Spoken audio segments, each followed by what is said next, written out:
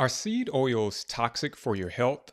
Do they cause inflammation or cancer, and should you avoid them at all costs? Or have these claims been blown quite a bit out of proportion?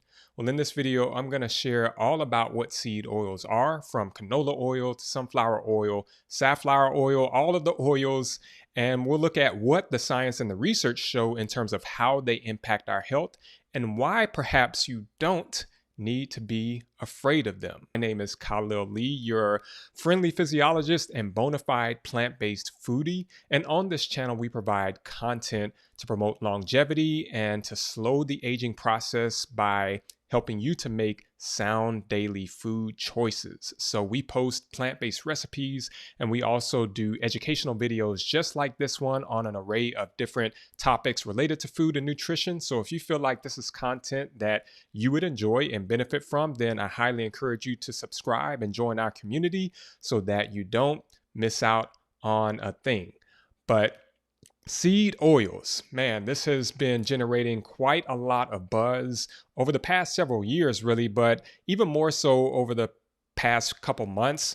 Some of you all probably have seen in the news RFK Jr., Robert Kennedy, making claims about seed oils being poisonous as part of his efforts to make the country healthier. So he believes that they should be fully eliminated. You also see social media influencers who make a lot of arguments against the use and the consumption of seed oils. And so what's interesting is that I had been planning on making a video about this for quite some time, but it wasn't until I saw this recent video on the Diary of a CEO podcast, which is an excellent podcast, by the way. Some of you all watching this, you may watch this podcast. And he interviewed Dr. Sarah Berry on his podcast recently. And she is a world-renowned professor and scientist. She's in the field of nutrition sciences.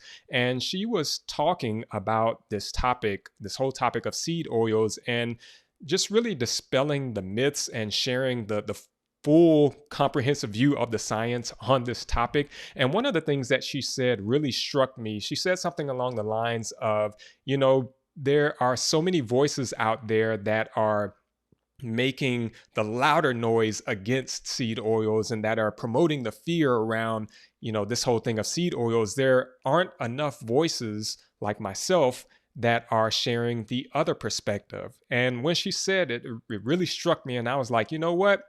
Why don't I go ahead and join the forces on this mission, if you will, or join the party and share some of my perspectives on this topic, and hopefully to share some information and some insight that can put a lot of people and a lot of you out there at ease when it comes to this whole topic. Because maybe some of you all out there, a lot of you all out there watching this are wondering, is this something I should be concerned about? Do I really need to eliminate seed oils from my diet? Now, I will say from the beginning, if you're someone watching this video and maybe you already have a very strong opinion about seed oils in the sense that you feel like they're the worst thing on earth, or as Bobby Boucher's mom would say, they're the devil, then maybe this video is not for you. Or I also want to acknowledge that maybe some of you watching this are dealing with certain health conditions. Maybe you have an autoimmune condition or maybe certain GI conditions, and you're trying to minimize inflammatory responses in your body as much as possible so that you can find some healing. And as part of that process, maybe you have decided to fully eliminate or avoid seed oils as much as possible. Hey, all respect there. I have no issue with that. I'm a firm believer that we all need to do what we feel is necessary in order to safeguard our health. And so perhaps this video might not be for you either, or maybe you might say, I'm curious to see what he has to say. This video is more so for the person out there, those of you out there who are genuinely curious about this topic. You've been hearing a lot of buzz around this topic. You've been seeing the social media posts about, seed oils are this and they're that, and you're just genuinely concerned and you're wondering what you should do. Maybe you're that mom or that dad that's walking down the chip aisle at the grocery store and you're worried about whether or not you should buy those chips because, oh, it says they have sunflower oil in them or safflower oil. Maybe you're the young professional who's trying to make more conscious health decisions. Or maybe you're just wondering, like, what cooking oil should I use? Or should I not go to that restaurant that someone invited me to because, you know what, I heard that that restaurant uses canola oil. If you're that person, then this video most definitely is for you. And so I highly encourage you to watch this video until the end, because my whole goal with this video, you all, is really, it's two things. The first is I want to minimize or hopefully eliminate fear and worry and concern from some of you on this topic, because I feel that in the nutrition space, especially over the years, there is just so much fear mongering when it comes to a number of different things, not just this whole idea of seed oils, but a lot of different things. And you see so many people out there that are trying to change people's behavior by using these fear-based messages of this thing is bad or this thing is going to kill you if a drop of it enters into your body. So my whole goal by the end of this video is that hopefully you will be put at ease a little bit more. And I mean, hey, I'm sure all of us would like to have a little bit less stress in our lives. You know, I like to say that the best selling drug in the world is not cocaine, it's not heroin, it's not prescription drugs like oxycodone or any of those things. The best selling drug in the world is drama, and it's fear. And both of those run together. They're like two peas in a pod. And so because fear sells, that's why we see so many of these messages being pushed. But my hope is to ease your fears by the end of this video by giving you insight. And so the second thing I want to do is to help you to make informed decisions, better informed decisions when it comes to your health related to this topic, so that you can go into the grocery store or buy something online having full confidence and assurance in what it is that you're getting and in what it is that you're consuming. And so what I want to say, as always, is if you're watching this on replay, we have the timestamps below so that you can skip to the part in the video that interests you the most. But just to cover in detail what I'm going to address, I'm going to start off talking about what seed oils are. So just basic definitions about what they are, what they include, how they're used, where they come from. I'll then go into the fear surrounding the seed oils and where that fear comes from, the origins of those fears. I'll then go into the research and what the research and the science show on seed oils, particularly omega-6, which is one of the fatty acids that are found in seed oils. Then also look at 6 ways for you to maximize your health without feeling the need to totally eliminate seed oils from your diet. And then I will finish by going over some methods and approaches that you can start using on how to choose the best cooking oils for your specific needs. So those would be seed oils included. So you definitely don't want to miss out on that.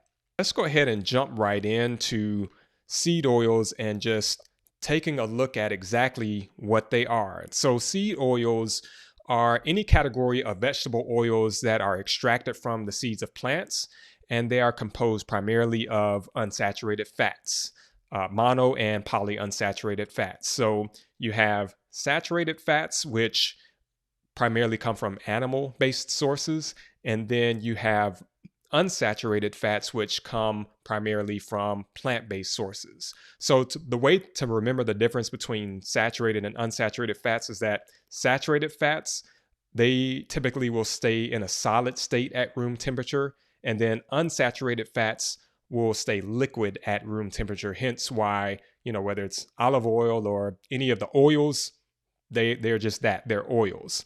And so that's what seed oils are in a basic sense. They're used often in restaurants and also in processed and packaged foods.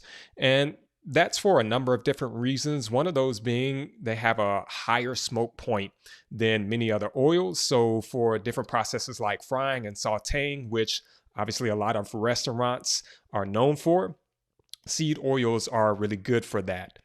They're also widely available. They're so many different seed oils out there, and they're in such an abundant supply. They are also rather inexpensive to purchase and use. So when you think about certain companies or restaurants trying to maximize their profit margins, then this makes sense. It makes sense for them to use an oil like seed oil because, hey, it's cheap to work with and to use. Here are many of the common seed oils that you would typically see in a grocery store. There's obviously canola oil, there's corn oil, cottonseed oil, grapeseed oil, soybean oil, sunflower oil, safflower oil, and rice bran oil. These have been heralded the name the Hateful Eight, which even in reading that, it's almost comical because it makes them sound like they're the four horsemen of the apocalypse or something. But these have been dubbed the term the Hateful Eight because, again, of all of the negative connotations surrounding seed oils. However, there are other seed oils out there, such as the ones listed here. There's peanut oil, there's palm kernel oil, sesame oil, flaxseed oil, and perhaps even some others that aren't even on this list. And so you might be wondering, well, why the fear around these oils? I mean, why has there been such a fuss made about these oils and their potential negative impacts on health? I mean, it's as if the seed oils are like the Infinity Gauntlet in the Marvel Cinematic Universe, or you can call them the seed oil gauntlet. Every stone is like an oil, right? It's kind of funny to think about, but it, has been going on for quite a number of years. Seed oils are under fire. The health debate is heating up. As I mentioned earlier, a lot of attention being pointed towards this in government. RFK Jr., see this headline, thinks seed oils are poisoning you. We see that he made this comment on his X account recently saying Americans should have every right to eat out at a restaurant without being unknowingly poisoned by heavily subsidized seed oils. It's time to make frying oil tallow again. And then, of course, I'm sure all of y'all have seen the many posts like these that you see on the screen here, different influencers on social media, TikTok, Instagram, YouTube, who have put out content saying things such as seed oils are bad, they cause obesity, they're toxic, they're inflammatory, they're carcinogenic, and you should avoid them at all costs. If you see seed oils in the grocery store, you should run the opposite direction. And if you see something in the grocery store, a bag of chips or a packaged good that has any type of seed oil in it, then you should not buy it. So this is the type of information that is being pumped out at us, and I feel like it just only continues to get worse. To that end, I do want to just say, when it comes to looking at these social media influencers, and really just anyone for that matter, even people in high positions, for those of you all out there watching, always be careful about who you're receiving from, because one thing about many of these people who are making these claims is that they really haven't studied the full body of science around these topics. And so it's kind of like this illustration that you see here. I mean, you wouldn't let someone that doesn't have a background as an MD do your surgery on you. Similarly, you should be very mindful about the people that are pumping out the information that you're taking in. What are their backgrounds? Have they truly studied these things, or are they just cherry picking certain studies and certain pieces of information and then manipulating it and then twisting it to convey a certain message? Because as I mentioned before, fear sells, and fear sells, unfortunately, more than peace and joy and all of those good things. So hopefully by making this video, we can kind of change some of that dynamic and put out a different perspective to help you see things differently. So where did it all start when it came to this whole idea of seed oils being bad? Well, we do have to go backwards quite a bit, I would say, into the early 1900s. And this is where we first started seeing the production of seed oil products or seed oil for cooking purposes in the food industry. And so Crisco was kind of the groundbreaking product that was created. It was created from cottonseed oil. And in essence, what it was is or what it is slash was that it's creamed cottonseed oil that was shelf stable. So it was created as an alternative to using lard for cooking because, again, it was more shelf stable and it was also a source of unsaturated fat. I'm sure that many of you all may recognize this canister. I know from me growing up in my grandma's household, this was a mainstay in my grandma's household. She made cornbread using Crisco. She used to fry chicken in the Crisco. Crisco was a big mainstay in Grandma Lois's house. And, it's funny as I look at this canister because it just brings back so many memories. And truth be told, hey, y'all, I used to eat that Crisco.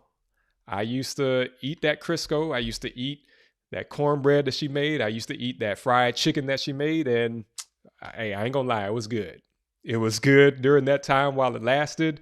But hey, I'm still here today. My cholesterol is in healthy levels, blood pressure, blood sugar, everything is okay. So just to hopefully put you at ease knowing that even someone like me, I used to eat Crisco in different products and different foods, and I turned out okay. And even considering my grandma, I mean, she used to use products like that a lot, and she lived to be 96.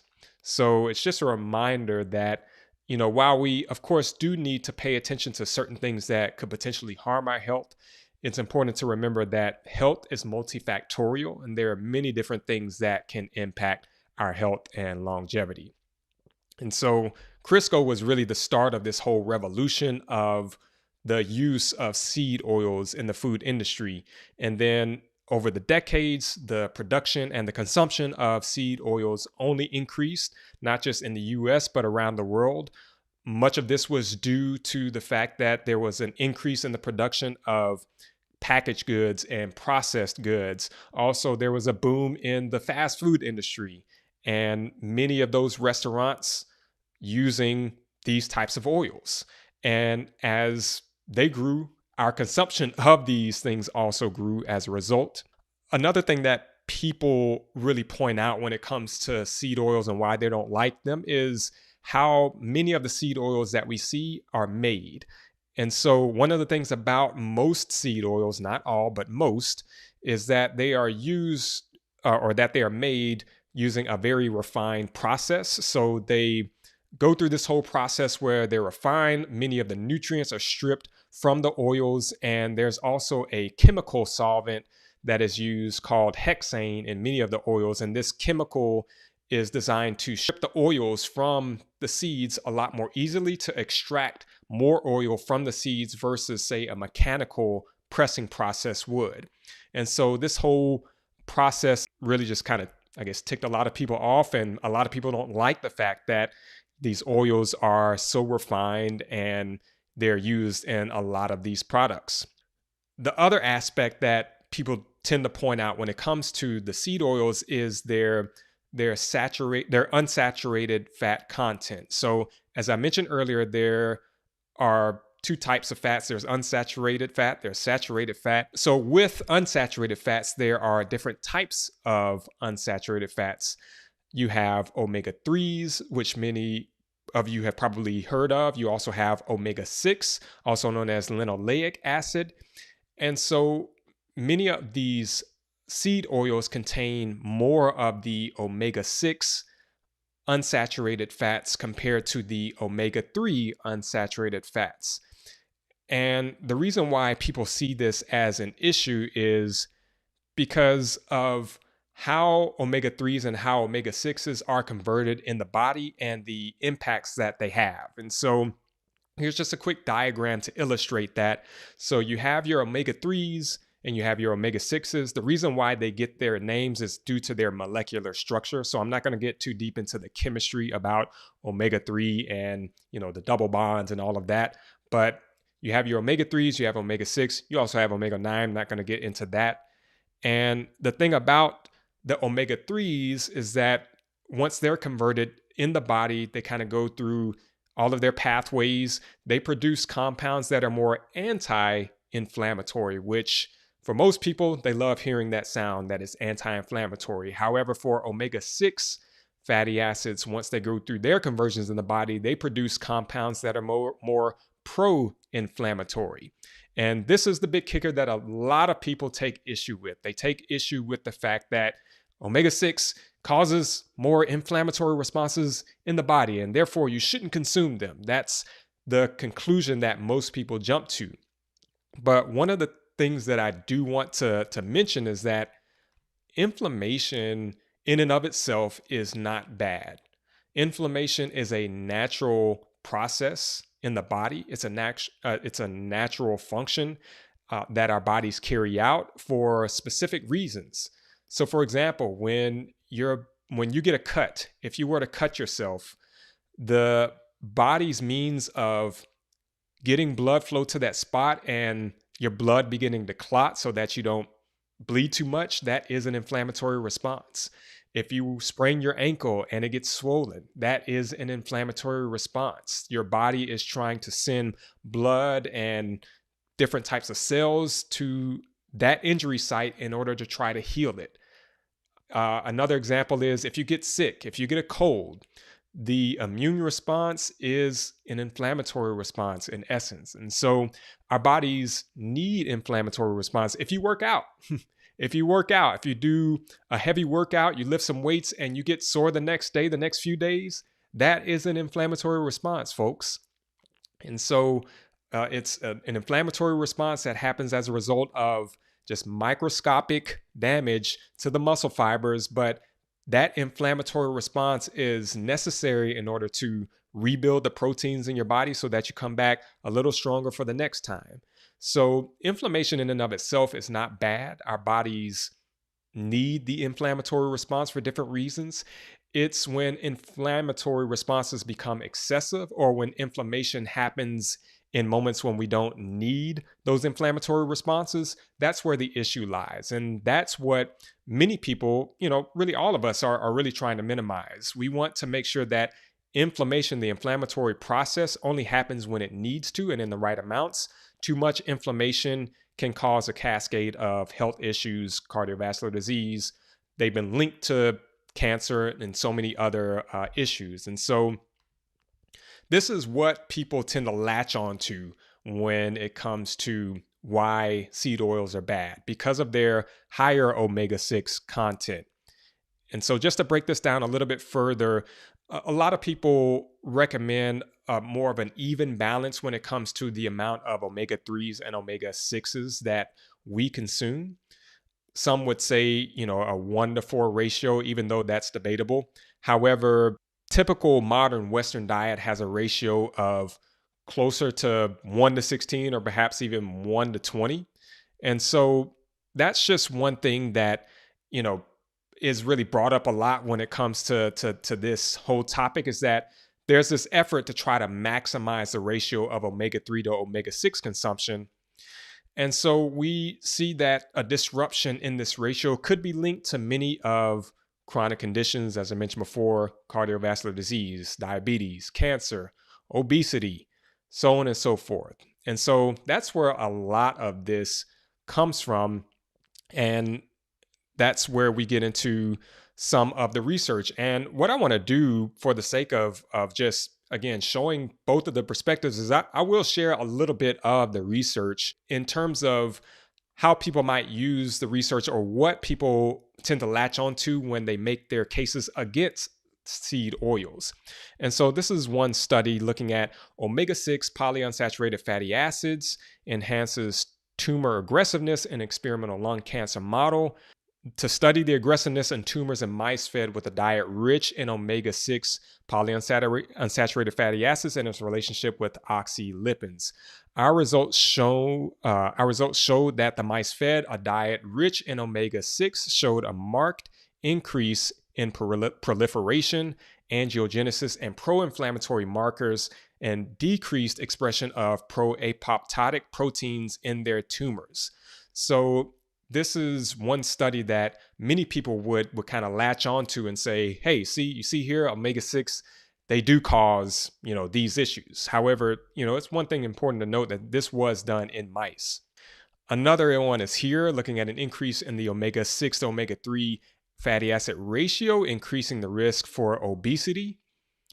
So studies have suggested that omega-6 and omega-3 fatty acids elicit divergent effects on body fat gain through mechanisms of adipogenesis, browning of adipose tissue, blah, blah, blah. Prospective studies clearly show an increase in the risk of obesity as the level of omega-6 fatty acids and the omega-6 omega-3 ratio increase in red blood cell membrane phospholipids, whereas high omega-3 membrane phospholipids decrease the risk of obesity. So, again, there's just another example of a study that people could latch onto or people could use to make the case that you should most definitely avoid seed oils at all costs. However, that's not really the full story. And what I'm going to do now is show a few other studies. I'm not going to go through the full body of literature on this topic because there's so much of it out there, but I will highlight a few in terms of what research also shows us when it comes to omega-6s and as they pertain to seed oil consumption. And so this was a clinical trial that looked at exchanging saturated fatty acids for omega-6 unsaturated fatty acids in a mixed meal to decrease postprandial, that's after eating, lipemia, and markers of inflammation and endothelial activity in overweight men. And so what they did in this study was this was a crossover study. So there were 13 overweight men who participated in this. And because it was a crossover study design, that means that the men participated in both treatments. So they did one treatment where they consumed a meal containing 50 grams of butter. And they did another trial where they consumed a meal that contained 50 grams of sunflower oil. Actually, what they consumed was muffins. They consumed 2 muffins. Some of you all might be thinking, man, why wasn't I signed up for that study, right? I'll eat 2 muffins. And so they had them eat the muffins, either containing the butter or the one with sunflower oil. And then they allowed 8 hours to pass and they measured the inflammatory markers in their blood. And what they found in this study says compared with the saturated fat meal, the polyunsaturated fat meal decreased plasma IL-6, all of these different blood biomarkers that look at or that point to inflammation. It says these results indicate that exchanging saturated fat from butter fat for omega-6 in a mixed meal may decrease postprandial lipemia and concentrations of IL-6 and all of those inflammatory markers in overweight men. So already this is one clinical trial crossover study design that showed something that in many ways would kind of debunk this whole idea that it just, seed oils will just automatically cause inflammation, when it's really not always the case. This is a review study looking at omega-6 polyunsaturated fatty acids and risks of cancer. And so this was a review article. They looked at a total of 70 different studies, so a full meta-analysis. And they looked at high blood levels of omega-6, polyunsaturated fatty acids, and they found that they were associated actually with an 8% lower risk of all cancers. Furthermore, there was no significant association between omega-6s, their intake, and risk of cancer. And again, this is looking at 70 studies that were included here. Again, the whole point here is not to say that, you shouldn't be watchful of what you eat, but it's the fact that be careful about accepting information from people that make these kind of sweeping claims that, seed oils will automatically cause XYZ. To look at a little bit more, this is another review looking at dietary linoleic acid intake. So linoleic acid, again, that's omega-6 found in seed oils, and blood inflammatory markers, another meta-analysis. And so they included 30 randomized control studies involving over 1,300 subjects. And similarly to that previous study, they found no significant effect of higher linoleic acid intake was observed for cytokines.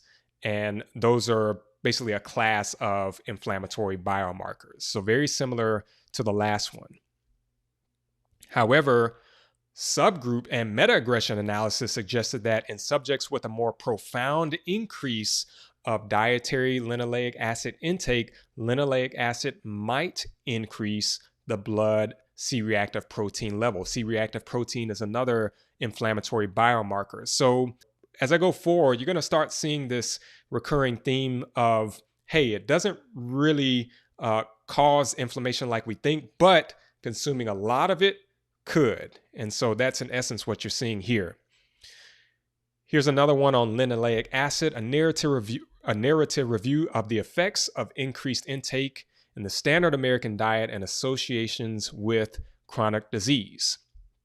And so this says here that the dramatic increase in linoleic acid intake in the standard American diet appears to contribute to the simultaneous rise in a wide variety of chronic diseases. Here, pay attention to this. While modest amounts of linoleic acid support human health, get that, deleterious mechanisms of excessive linoleic acid intake include the formation of oxidized linoleic acid metabolites and a suboptimal cardiolipin composition. And then it goes on to say these disruptions to optimal physiology cause impairments in mitochondrial function, compromise metabolic function, and excessive inflammation, all of which contribute to obesity, cardiovascular disease, cancer, and many other chronic conditions. Okay, so we're starting to see here that it's not just consumption of these specific oils, but it is perhaps the excessive consumption of these oils, perhaps from consuming too many ultra-processed foods and fast foods, which we know that are very prevalent in the Western diet.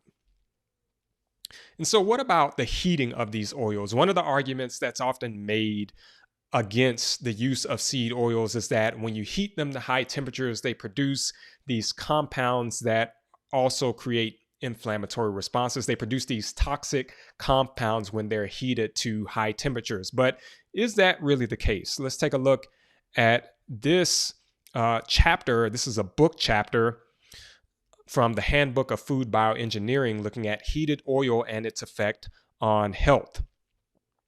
And so I thought this was really interesting. It says the use of repeatedly heated vegetable oil for cooking is commonly practiced to reduce the cost of food preparation. Repeatedly heated oil may have detrimental effects on health as heating produces harmful products of lipid peroxidation, which have been believed to be responsible in the pathogenesis of many diseases like cardiovascular disease and cancer. However, studies have reported that fresh palm and soy oils had no detrimental effects on cardiovascular related risk factors, bone, kidney, and liver. Fresh palm and soy oils help to protect vascular and bone structures in estrogen deficient subjects. These findings suggest that the intake of repeatedly heated oil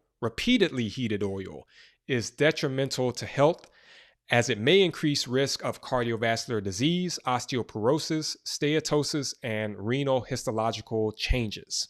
So it's repeatedly heated oil, folks, not just fresh seed oils that are heated, such as if you were here at the house, but it's repeatedly heated oils.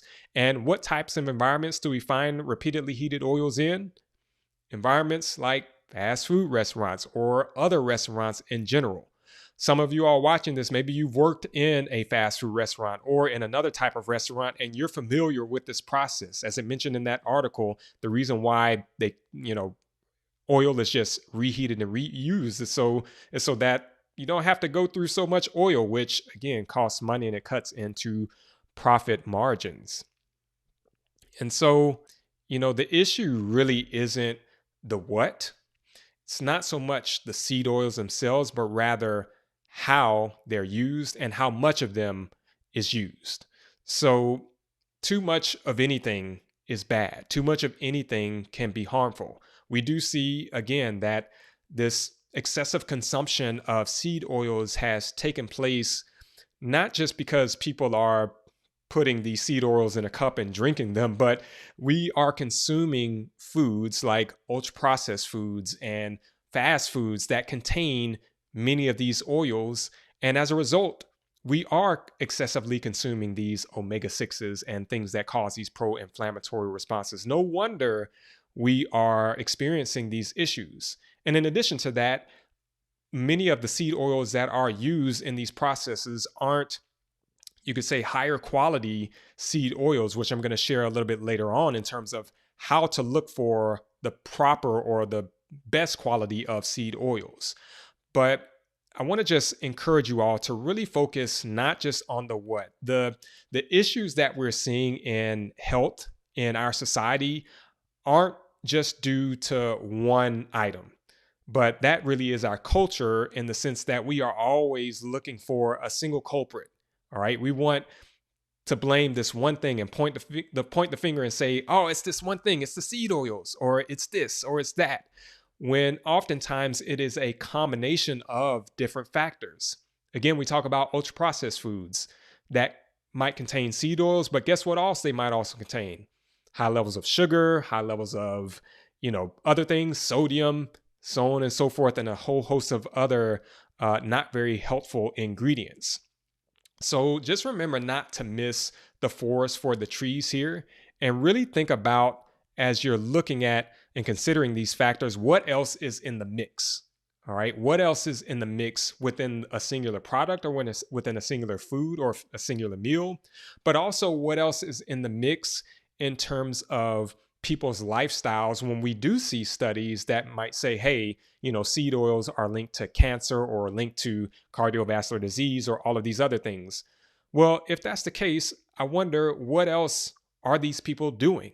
Are they also not exercising? Are they also, living very stressful lives, not getting enough quality sleep? Health, again, is multifactorial, and many things often work in tandem. It's not just a singular thing. All right. So it's not just the seed oils aren't the only character in this show. There are other characters, there are other roles or other things that are playing a role, perhaps, in some of these things that we could be seeing. And so I'm not saying that you shouldn't, be cognizant of what you're consuming or what's in certain, in the ingredients of the things that you're consuming, but be careful, or make sure to take into account the many different factors and how they can come into play. And of course, as always, folks, moderation is key. I'm sure your parents, your grandparents used to tell you this all the time. And this really is a virtue. Moderation truly is key. And as we saw in some of those studies that I pointed out earlier, it wasn't just the consumption of these omega 6s or of these seed oils, but it was the excessive consumption as a result of how people were eating them from processed foods, fast foods, things of that nature. So again, my whole goal with this, I want to eliminate fear, ease your fears. Okay. Let's all take a deep breath for a moment and know, hey, it's going to be all right. It's okay. One drop of canola oil that enters your body, or one drop of sunflower oil or safflower oil, is not going to kill you. It's not going to cause cancer in 10 seconds. Just like if you eat a banana, you're not going to turn into a banana. All right. If you eat a bag of chips, you're not going to turn into a bag of chips. Okay. It's not just a result of one singular decision, but it's a multitude of decisions, a multitude of daily choices that impact our health for better or for worse. And so just remember that moderation is key, and you don't have to feel like you have to avoid seed oils at all costs, because the research just really does not support that claim. And so instead of worrying about seed oils, here are some things that every one of you can do. Here are 6 things I want to point out that you can do or continue doing in order to better maximize and optimize your health without feeling like you have to eliminate seed oils. And first and foremost, how about exercise? Okay. We know the many health benefits of exercise. My background is in exercise physiology, and we often say that exercise is medicine. Okay. So instead of feeling like, oh my gosh, I have to eliminate seed oils, hey, why not just focus on things you should do, like getting a little bit more exercise, taking some walks during the day even. All right. It doesn't have to be joining a gym and getting a membership. Exercising a little bit goes a long way. Trying to get quality sleep, making sure that that's part of your daily lifestyle and routine as much as possible. Drinking more water. Okay, drinking more water. Water is something that we oftentimes overlook, but we know that our water or our bodies are made up of almost 2/3 of water. And so drinking water throughout the day, every day, beneficial for our health, reducing stress. Okay, getting outside, spending some time in the sun whenever you can, getting some fresh air, doing some stretches. All right, read a book, pray, spend some time with people that you enjoy and love. All of these things to help reduce stress is going to impact health, because one of the things that we don't really think about when it comes to these fear-based messages about seed oils is that that's actually promoting stress in a lot of us, right? Fear, drama, they promote stress, which when you think about it, it's really counterproductive, because people are supposedly making these so-called healthy, recommendations, but it's actually making people fearful and causing stress, which, it cancels itself out. As much as you can, try to consume more omega-3s in your diet. So you can get omega-3s from natural sources like a number of different seeds like sunflower seeds or walnuts or flax seeds, hemp seeds. You can get them from things like certain fish like salmon, even though I don't, really personally eat salmon. My wife does eat salmon from time to time. That's kind of within her 5% flex. Or even, you may have to consume omega-3s from a supplement.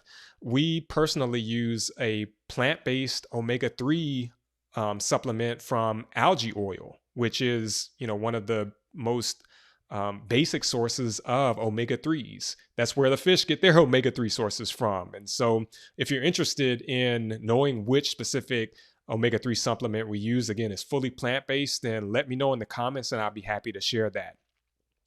And then last but certainly not least, just try to cook more meals at home, right? Cook more meals at home.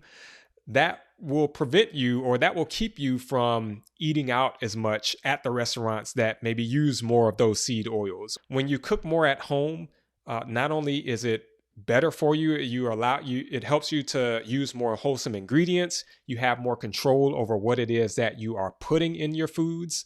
And it also helps save a little money. And who doesn't want to save a little bit money, right? So it is most definitely a win-win when it comes to the health of not just your body, but also of your pockets. And so when it comes to cooking at home, I want to, as we land this plane, just finish off by sharing some tips that you can start following as to how to choose the best oils for cooking at home when you're making your own meals. And these are things that perhaps maybe you haven't really considered, or maybe you've never really heard about before. So I want to just shed some light on this topic. And this is something that I enjoy talking about. So to start off, as to how to look for the right oils, or you want to talk a little bit about oil extraction methods first. So there are two main types of extraction methods that are used to make cooking oils. So there's the expeller pressing method, or the mechanical method, which is when whatever it might be, whether it's olives or seeds, they go through this mechanical machine that, oftentimes will use pressing, or sometimes it might use some friction to squeeze the oils out and extract the oils from whatever it is that they're being extracted from. And then there is the solvent extraction method. This is the method that I mentioned briefly earlier that uses a certain chemical that is used to strip the oil out from the seed or whatever it is. And so hexane is that chemical that I mentioned that's often used in this solvent extraction method. And the reason why it's used is because it's known for drawing the most amount of oil from the seed or from the vegetable, whatever it is. Whereas when you use mechanical pressing methods, A, it doesn't get as much oil out usually, and then B, it's just more expensive of a process to use versus the solvent extraction method. And so when you're looking for cooking oils, you want to look mainly for those that have been made using the expeller pressed method, and especially the cold pressed method. And this is something you may see on oil bottles. You might see oil bottles that say cold pressed, all right, or first cold pressed. This is the cream of the crop, the creme de la creme, the gold standard, I would say, when it comes to cooking oils, because this is the process that not only uses that pressing extraction method, but it keeps the oil at a very low temperature. So there's no refinement that takes place as a result of any heating. And so these oils are going to be the ones that are going to retain A, most of their natural flavor, and B, most of all, most of their nutrients, the good antioxidants that they are known for. So let's just take a look at some examples as to exactly what this looks like. So when you're in the store, you might see a cooking oil like this one that you see here, which is an olive oil. And you might think olive oil, well, those are better, right? Olive oils are better for you than the seed oils, you might think. But you don't want to just grab the first olive oil that you see off the shelf.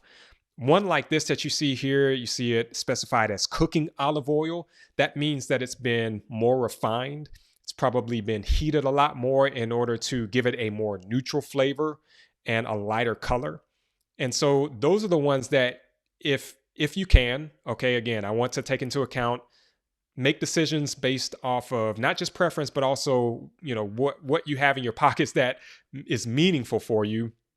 So instead of opting for that first, look for one like this. And this is an example of an extra virgin olive oil. Again, though, that's going to be the one that's more of the cold press. So it's using the cold press method. And as you can see here, it's in not only a dark container. Dark containers are beneficial because they help block the sun from coming into the oil, and sun is something, or light is something that can cause the oils to break down over time. And you can also see here it says first cold pressed, meaning that it's extracted using that cold press method. This is, the most ideal method that you would see here. Here's another example of an olive oil, extra virgin olive oil. This is one that we use most typically. Both of these are ones that we typically purchase. To take it a step further, you can also look for where the country of origin is on that oil. So the best oils are going to be from a single country of origin. So whether that be Italy or Spain, Tunisia, that's something that you would also want to look for. Similar with this avocado oil, as you can see, if you look down at the bottom, it says extra virgin, first cold press, unrefined. So those are the types of words that you want to look for when it comes to a type of oil, especially more of your olive oils, avocado oils. Avocado oil is a good plant-based oil that's, given a lot of high praise because not only does it have a more of a neutral flavor, which some people prefer. Some people don't like the strong, potent flavors of an unrefined extra virgin olive oil, but it also is known for a very high smoke point, even considering that it's not one of those seed oils. So if you're looking for another oil out there that fits that description, then perhaps check out avocado oil. What about seed oils? Again, it's okay. You can purchase seed oils. You can cook with seed oils. We even have some seed oils here in our house. We use grapeseed oil. We use grapeseed oil because it has a higher smoking point. We don't use it all the time, but it is an oil that we use. Also has a neutral flavor. We also have sesame oil. So just know that you can purchase and cook with some of these seed oils. But again, there are going to be some that you want to look for more than others, or opt for more than others. So the one that you might typically see here on the screen is the one that would be in your typical plastic container. This is also by Crisco. So you want to avoid this and opt more for one that looks like this. This is in an opaque container. It's actually a tin container. And so it's definitely going to be very well protected. It's going to preserve it a lot better. And on the back of this canister, as you can see here, it does mention that it is expeller pressed. And this brand of oils, this La Tourangelle brand of oils, is actually in my opinion, a good brand of cooking oils.